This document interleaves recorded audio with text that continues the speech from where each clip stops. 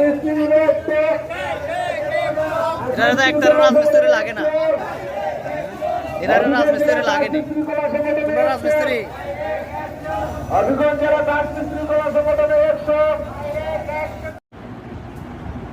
বিসমিল্লাহির রহমানির রহিম। Hello viewers, আপনারা জানেন আমার পাশে যে বসা ছিলেন উনি আমার মামু লাগেন, কিন্তু ওনাকে আমি কয়েকটি প্রশ্ন করতে চাই। আজকে তো মে দিবস, এই মে দিবসে আপনার শ্রমিকের কি কি তার দাবি, ন্যায্য দাবি, এটা কিছু আপনি একটু উপস্থাপন করেন। আমরা যতটুকু দেখছি যে প্রশ্নটা আসলে অত্যন্ত কঠিন। এই প্রশ্নের জবাব আমার কাছে একটা ছোট অভিজ্ঞতা আমি শেয়ার করবো আপনার মামু হিসেবে করবো। শ্রমিকদের ন্যায্য অধিকার বা শ্রমিকের দাবি সম্বন্ধে বলার চেষ্টা নাই। একটা ছোট উদাহরণ যদি দিই, আমরা যে বিল্ডিংটাতে বসে আছি, বিল্ডিংটাও কোনো না কোনো শ্রমিক একটা ইট থেকে শুরু করে আজকে এই পর্যন্ত দুতলা তারা পাঁচতলা হয়েছে। এখানে এসি লাগছে, এখানে ইলেকট্রিক লাগছে, প্রত্যেকটা কাজে কিন্তু শ্রমিক তার গাম ধরেছে। ওই দেখা যায় এই শ্রমিক যখন তার ন্যায্য অধিকার আদায়ে অধিকার কি তার যে পাওনাটা দাম জমানো পরিশ্রম যে করছে এই পরিশ্রমের টাকা যখন সে আনতে যায়, রহমানের কাছে গেলেন, উনি মানে চেয়ারে বসা খুব আরামায়েসে জীবন নির্বাহ করেন। উনি এসিতে যখন ঠান্ডা উপভোগ করতেছেন, তখন ওনার কাছে যখন শ্রমিক তার বেতনের জন্য যায়, গেলে পরে ওনার গেটে লোক থাকে যে আমার সাথে সাথে আসছি, দেখা করবো আমার আমার বেতন। তখন দেখা যায় এই মুহূর্তে উনি কি বলেন যে ওদেরকে নিচে বসাই দেবো।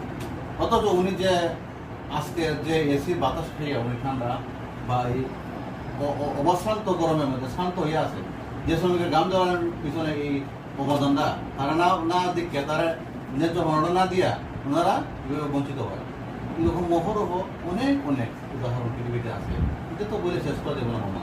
আমি নিজে যতটুকু বঞ্চিত হয়েছি আমার জীবনে, এটা একমাত্র আল্লাহ ভালো জানে। আর বঞ্চিত হওয়ার পিছনে অনেকটা শিক্ষাও হয়েছে। এই শিক্ষা যদি জীবনে রাখতে পারি, ধরে রাখা যায় মনে হয় যে এই শিক্ষারও একটা আমার পাঠশালা হবে। তো শ্রমিকদের বিষয়ে বলার কোনো শেষ নাই। শ্রমিকরা সবসময় বঞ্চিত। আর আমরা যে গ্রাম আমাদের সিনিটি বাক্য যখন কোনো মানুষের বিভিন্ন পঞ্চায়েতে যায়, এই বছর বিচারটা পঞ্চায়েতে গেছি, দেখি যে যখন একটা বিচার করেন, লাস্ট পর্যন্ত দেখা যায় যে বলে বাবারে বাদ দাও, পানি নিজ জায়গা দিয়ে যায়, মানে বড়রা সবসময় বড়ই থাকে, আর যারা বঞ্চিত তারা বঞ্চিত দেখে যায়। এই আমার কথা বলা শেষ করে দেবে। ওকে, ধন্যবাদ। এখন আপনারা অত সময় ওনার বক্তব্য শুনছেন।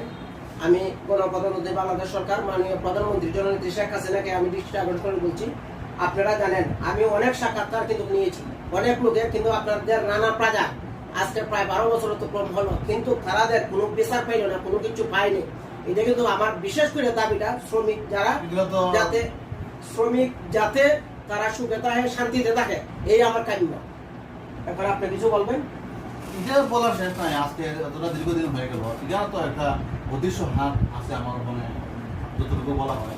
নাহলে যদি একজন শ্রমিক, হাজার হাজার শ্রমিক, শত শত শ্রমিক আজকে এই মৃত্যুর পিছনে কারণটা কি, দেখা যায় যে এই মালিক সাহেব দীর্ঘদিন জেলে থাকেন, আবার বের হয়ে আসেন, আবার দেখা যায় কোনো অদৃশ্য শক্তির কারণে উনি বেঁচে যাচ্ছে। এরকম অনেক ঘটনা বাংলাদেশের ইতিহাস করে আছে এবং থাকবে। আর এর মূল কারণ হইল আমরা আইনের প্রতি যথেষ্ট যত্নবান হই নাই বা হওয়ার চেষ্টা কতটুকু করছে জানি না। আমি ছোট অভিজ্ঞতা থেকে দেখি যে এই পর্যন্ত শুধু রানা প্লাজা নয়, আপনি দেখেন যতটা গার্মেন্টসে আগুন লাগছে, যতটা আপনার ফ্যাক্টরিতে আগুন লাগছে, প্রত্যেকখানে শ্রমিকরা বঞ্চিত, বিনিময়ে তাদের প্রাণ গেছে, কিন্তু তারা কিছু পায় নাই। আর যদিও লোক দেখানো কিছু পায়ে থাকে অথবা সামান্য এগুলো ক্যামেরা বন্দি করা যায়। আমার জানা মতে শ্রমিকরা তার ন্যায্য দাবি আদায় হলো দূরের কথা, তার পাওনা হক নিয়ে তারা পাইতে পারছে।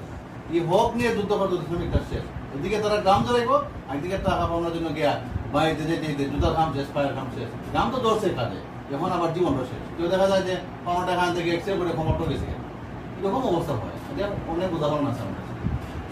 ধন্যবাদ।